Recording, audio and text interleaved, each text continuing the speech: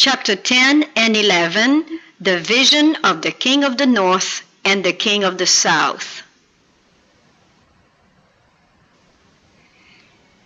And here is a brief explanation of prophecy that we find in Daniel 10 and Daniel 11. In the 3rd year of Cyrus, king of Persia, a thing was revealed unto Daniel. And he wrote, I was by the side of the great river, which is Edekel. Then I lifted up mine eyes and looked, and behold, a certain man clothed in linen, whose loins were girded with fine gold of Uphaz, and I, Daniel, alone saw the vision. The same man told Daniel in Daniel 10, Now I am come to make thee understand what shall befall thy people in the latter days, for yet the vision is for many days. The man clothed in linen, the way it is described is the same description as Revelation chapter 1 when John saw Christ. And we know that linen has to do with the high priest, the robe of the great high priest. In chapter 11 of Daniel, verse 27, we read, And both these kings' hearts, the king of the north and the king of the south, shall be to do mischief, and they shall speak lies at one table, but it shall not prosper, for yet the end shall be at the time appointed. And the prophecy as being for the latter days and for many days is confirmed in the letter of Mrs. White, number 57, in 1896, which is 52 years after 1844. The light that Daniel received direct from God was given specially for these last days. The visions he saw by the banks of the Ulai, from the chapter 8, and the Edekel, which are chapters 10 to 12, the great rivers of Shinar are now in process of fulfillment, and all the events foretold will soon have come to pass. In the same frame of thought as being applicable for a future application, we read, The world is stirred with the spirit of war. The prophecy of the 11th chapter of Daniel has nearly reached its complete fulfillment. Soon, the scenes of trouble spoken of in the prophecies will take place. The present is a time of overwhelming interest to all living. Rulers and statesmen, men who occupy a position of trust and authority, thinking men and women of all classes, have their attention fixed upon the events taking place about us. They are watching the relations that exist among the nations. They observe the intensity that is taking possession of every earthly element, and they recognize that something great and decisive is about to take place, that the world is on the verge of a stupendous crisis. And listen to this one. The calamities by land and sea, the unsettled state of society, the alarms of war are portentous. They forecast approaching events of the greatest magnitude. The agencies of evil are combining their forces and consolidating. They are strengthening for the last great crisis. Great changes are soon to take place in our world, and the final movements will be rapid ones.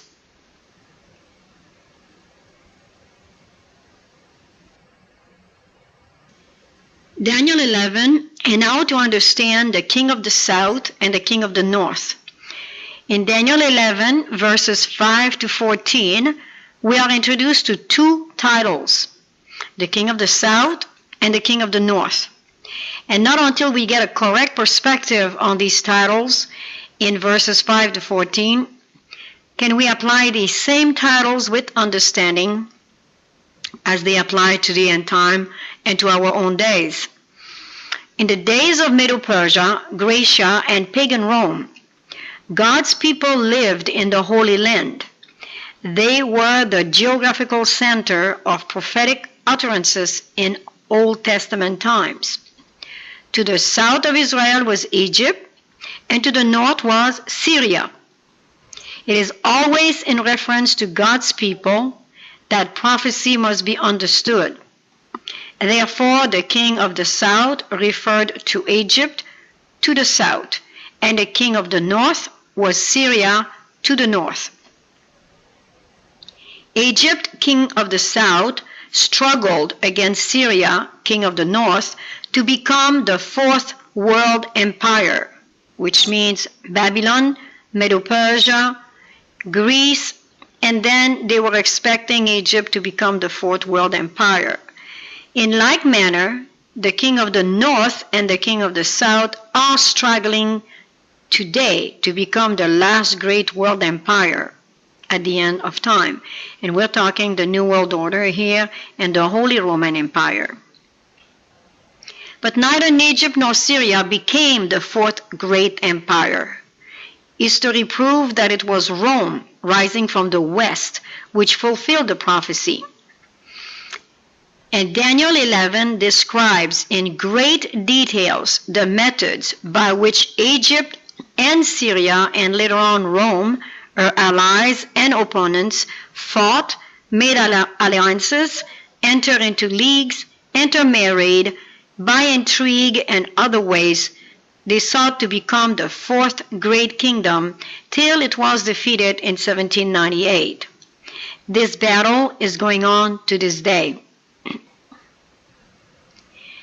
Historical events which form the secondary application of Daniel 11 are now passing on to present-day events or primary application, and must be studied with the same continuous and perfect sequence as the previous expositors of prophecy have proceeded in their historical accounts. We saw that the word abomination meant Rome, especially because of Luke 21:20. And we are told in 1904, this was written in 1904, that the prophecy in the 11th chapter of Daniel has nearly reached its complete fulfillment. In the 30th verse, a power is spoken of that shall take away the scepter, and they shall place the abomination that maketh desolate. So that situates us with, again, the scepter, which is part of the Greek controversy, and Rome. Rome, who is to take his place again in history. Now, what is the enigma in Daniel 11?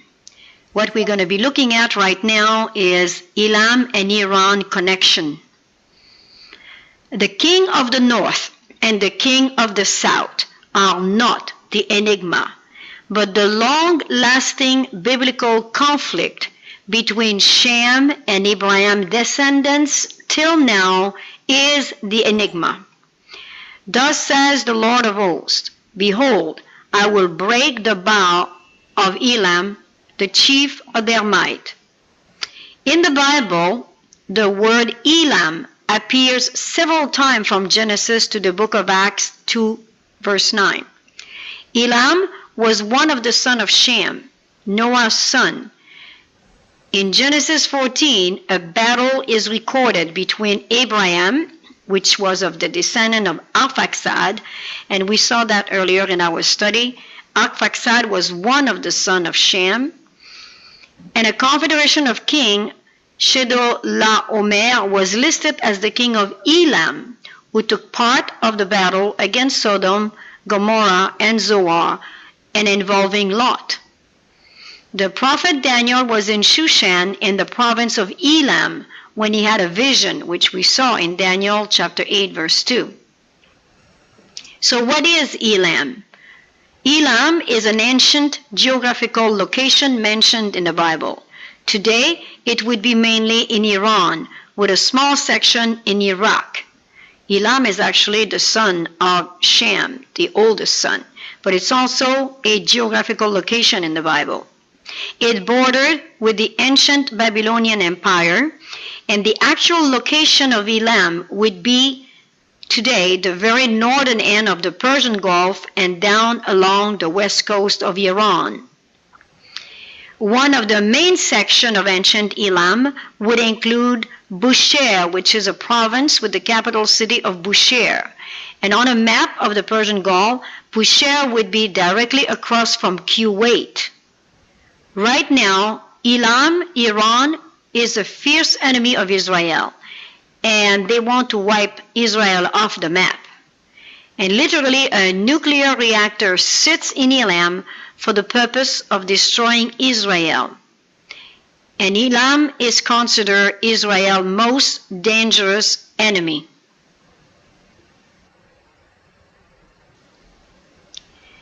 Daniel 11:38 introduced a new kind of a god, the god of forces, of military powers.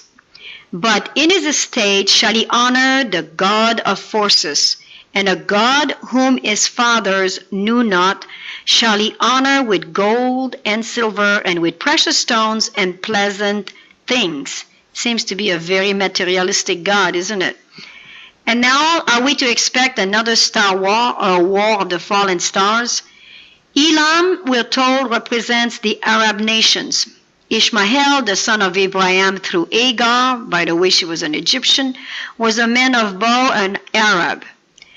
Daniel mentions the God of the king of the south as the God of forces or military powers. And we're told that right now Islam is the authority over Elam, as Iran is the center of militant Islam. So Islam, you realize, is the religion, and Elam are the people who have adopted that religion of Islam, so that makes them Muslim. And Iran is the center of militant Islam. It's a known fact of history. Now, as we look at the king of the north, king of the south, and Jerusalem, let's go first to the chart on the right, where it talks about the king of the north being the UK, France, Russia, USA, and the Allies. So you may want to look on the map now for a minute, where it does present the same people. We can see them clearly, where we see the UK, and France, and definitely Russia, and the USA by the Atlantic Ocean there, and the Allies. And on this map too, we're indicating the king of the south, which if we repeat the same pattern as World War I, which could be very possible, we will have Germany, the Caliphate of the Islamic State of Iran, and the Middle East allies, along with Italy and Japan and Asia, of course, who still want to be the first. Everybody wants to be the first.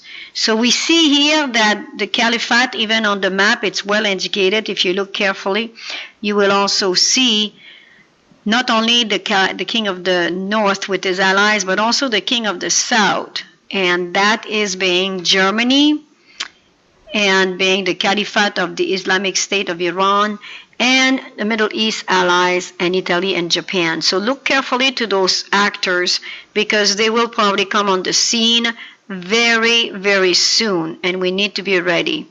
And now in this same chart, I am giving you what is Jerusalem for the Muslims, for Rome and the Jews. For the Muslim, Jerusalem represents the Dome of the Rock. And it's also the coming of Mahdi to Fatima. Fatima was the daughter of Muhammad, and Muhammad supposedly have died, and he's supposed to reappear actually by where the Dome of the Rock is today in Jerusalem. So they're expecting the coming of their Mahdi through Fatima, and also Jesus, which is kind of interesting. And then Rome wants to set up their headquarters again. For a long time they have been wanting to, for the Vatican, with the coming of the 8th Pope of Revelation 1711. Now, next to be seen is the Jew. The Jew, they have planned too. You know, all of these people have a plan for Jerusalem. Muslim, Rome, Jews. For the Jews, Jerusalem represents the new temple site. They want so badly to have a temple again.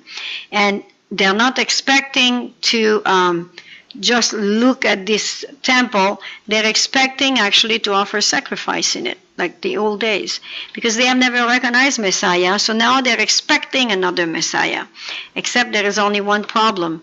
to their scenario, because Messiah has come already, the anointed one, the one who redeemed those who accept him. And then we know that definitely that's not going to be the right Messiah then, if the Jews are expecting that. So it's going to be interesting to see the outcome of all this matter. If you allow me, I would like to do a present-day application of Daniel 11 at this time between the Middle East, Israel, and the West. In Daniel 10:14 we read, "Now I am come to make thee understand what shall befall thy people in the latter days, for the vision is yet future." A brief history of modern Middle East conflict will show us some very, very important points to pay attention to even today. The modern history of the Middle East began after the end of World War I. Following the war to end all wars, which that's what they were calling World War I, the Ottoman Empire that had ruled the Middle East for 400 years came to an end. The Ottoman Empire of the Turks had at various times ruled from the Middle East to Persia and from North Africa to southeastern Europe. The empire was in decline by 1914, and its defeat came at the end of World War I in 1918. With the breakup of the old empire, a number of new nations were created by Britain and France, which were the allies in the First World War with USA and Russia, and they were approved by the newly formed League of Nations. These nations, listen to this carefully, because those are new nations that were created by Britain and France after the Ottoman Empire fell. And these included Iraq, Lebanon, Kuwait, Syria, Transjordan, and Turkey, which is very interesting because it's Britain and France who basically more or less created them. And Egypt was a British protectorate at the time and became independent in 1922. Now, if you look on the map, if you're like me, you must be wondering who will wield the scepter, the daily. Let's start with number 1 on the left by Israel, because you will see all these countries are there today. Saudi Arabia, Qatar, which we talk about in the news quite a bit right now, Kuwait, Iran, Iraq, Syria, Lebanon, Israel, Jordan, and finally Egypt. This would be what you would call the Middle East in a nutshell. And of course, Shem with Arphaxad, Abraham being a descendant of Arphaxad, was also the father of the Hebrew nation and the Hebrew religion. And today we call them the Jews, and they're established in Israel. Now, if we go to the side of Iran, you will see Sham with his descendant, his first son Elam. And these, from Elam, the Arab nation stemmed, and also the Islam religion. So we have the Arab nations, the Islam religion, and the Islam people, the people who observe the Islam religion, they're called Muslim. And of course, we have seen that Iran plays a very important role under the Islamic religion and also under the Caliphate, the new formed Caliphate. As for the Hebrew nation, on the scepter of Abraham and Sarah, we have established that Abraham is the father of the Hebrew nation, and through Sarah, which we're told in Galatians 4:22-26, she is the mother of freedom.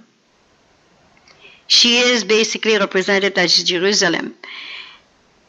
The Arab nation, the scepter through Abraham and Hagar, this is what formed Arabia and Ishmael. Because in Galatians, again, Paul mentions how Hagar is the representative of the woman of bondage and also Arabia. So that's why you can connect here again Abraham between Isaac and Ishmael, and then if you want to, between Arphaxad and Elam. So there is always this double conflict, you could say, even among the Middle East people. And that's why some of them allied later on with some, and some they will go with Europe, even like the Ottoman Empire did during the First World War. Very, very interesting time we're living in, isn't it? The question is, who will wield the scepter? Be aware that ISIS restored the caliphate in June 2014. After the First World War, as we saw, the Ottoman Empire was defeated and it lost its title of caliphate on March 3, 1924, when the government of Turkey exiled all the members of the House of Osman, promptly ending all traces of the Ottoman Caliphate and the empire. But we see now some caliphates rising again. ISIS stands for Islamic State in Iraq and Syria, and it's an extremist militant group that ruled by Wahhabi or the Salafillah. ISIS is a jihadist group which challenged Al-Qaeda as it changed name to Islamic State. Islamist militants have declared an Islamic caliphate in an area straddling Iraq and Syria, trumpeting the declaration in several videos. As mentioned, Nursi and Turkey and the restoration of the old Turkish caliphate seems to be in the making, as ISIS seems to meet with defeat. Though sponsored by Turkey, a new star is rising in the east which points towards Turkey and another type of caliphate with apparently a more moderate governance. Unlike the others who emphasize violent jihad to accomplish their goals, Nursi, which we saw and who lived from 1877 to 1960, he emphasized things like science, good deeds, and interfaith dialogue. In this regard, Nursi is the father of what we should call Turkish Islam. Instead of confronting the West world with acts of jihad and violent resistance, Nursi sought to create a form of Islam the West would welcome with open arms. It worked like a clockwork. The West took the bait and swallowed the hook. And this was the kind of Islam the West wanted to champion. A moderated, as we said earlier, decaffeinated, Christianized form of Islam. And I may add that the reason why the West took the bait and swallowed the hook is because it's the same approach as Papal Rome. Papal Rome did exactly the same thing in the 1960s, and notice the timing. 1960s with Vatican II brought exactly this form of moderated, decaffeinated, Christianized form of Christianity. So you can see that there is a correlation here, as we mentioned earlier.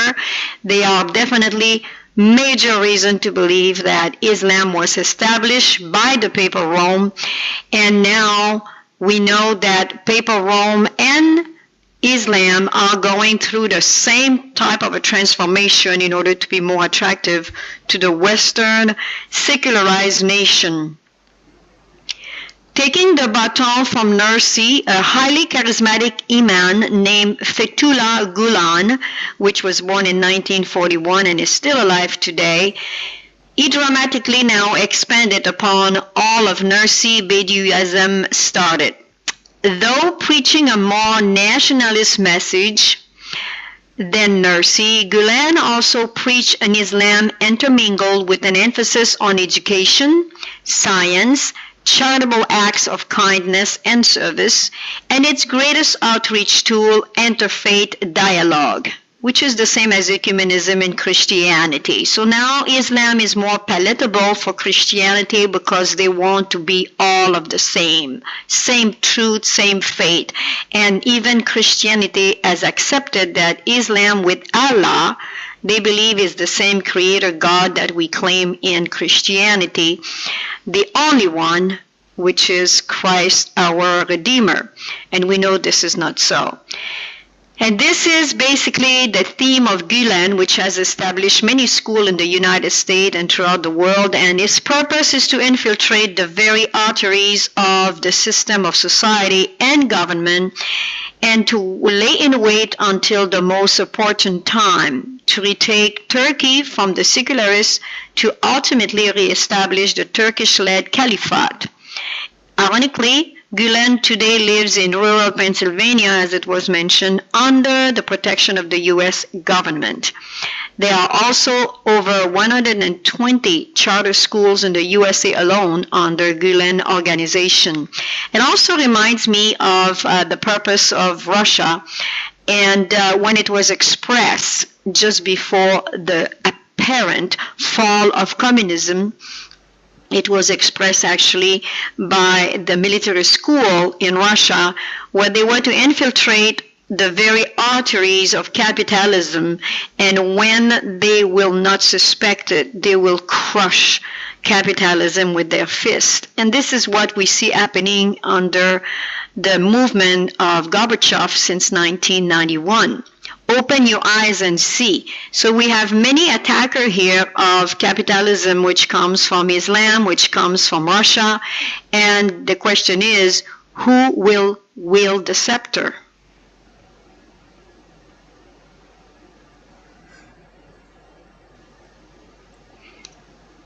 Continuing to attempt to answer the question, who will wield the scepter, we see an army of black flags, the Muslim Messiah, and an army of locusts to punish God's people.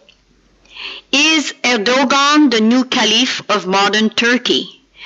With regard to the rise of Erdogan, which is now the president of Turkey after being the mayor of Istanbul and the prime minister of Turkey, what must be understood is that it was specifically this vast throng of Nursi and Gulen supporters who created the very backbone of Erdogan's support.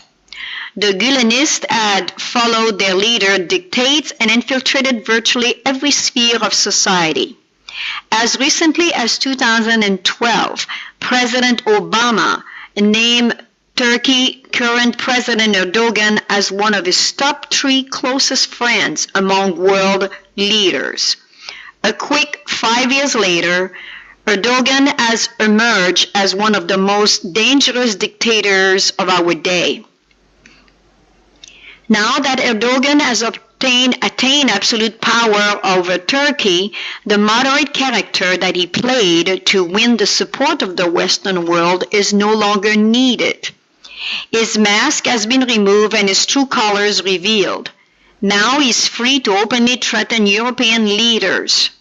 After 16 years in Afghanistan and Iraq, with American military resources drained and well over 4,000 American soldiers dead, one could argue the region is in a worse condition than when we first began. But here is the kicker. The Taliban and Saddam Hussein are small compared to Turkey. This is a nation that has the largest army in the Middle East. According to the author of this article, it's his understanding of biblical prophecy that the very monster that the United States helped to create is going to be a lot more than the world can handle. So this is what he's questioning right now, and we do question the same things. This article actually is very recent, of August 16, 2017. Now the next question is, are ISIS and Turkey forming the Jihad Caliphate for the Mahdi? The Mahdi actually is a very interesting study, which is basically the Muslim Messiah, and they're expecting him to ascend to power, and it's said to be preceded by an army from the east who will be carrying the black flags or banners of war. Sheikh Kabani states, Hadith indicates that black flags coming from the area of Khorasan will signify the appearance of the Mahdi is nigh. Khorasan is in today's Iran, and some scholars have said that this hadith means that when the black flags appear from the Central Asia, in the direction of Khorasan, then the appearance of the Mahdi is imminent. The chairman of the Islamic Supreme Council of America continues, the coming of the Mahdi is established doctrine for both Sunni and Shia Muslim, and indeed for all humanity. Keep in mind that this is the belief of Islam. The Mahdi will then lead this army to Israel and reconquer it for Islam. The Jews, according to this writer, will be slaughtered until very few remain, and Jerusalem will become the location of the Mahdi's rule over the earth. He will be a descendant of Mohammed and will bear Mohammed's name, which is Mohammed bin Abdullah, descendant from Fatima, the daughter of Mohammed. He will lead a world revolution and establish a new world order. Here we are again, another new world order. He will lead military action against all those who oppose him. He will invade many countries, and he will fight holy wars. That's what the jihad stands for. He will cause Islam to be the only religion practiced on the earth, and he will announce righteousness and justice. Doesn't it sound like the purpose of Christ? So we're all mingling all of these right now between Islam, and we have, of course, Christianity of Rome that's expecting to do the same. So we're in for something very interesting, and it's happening right now.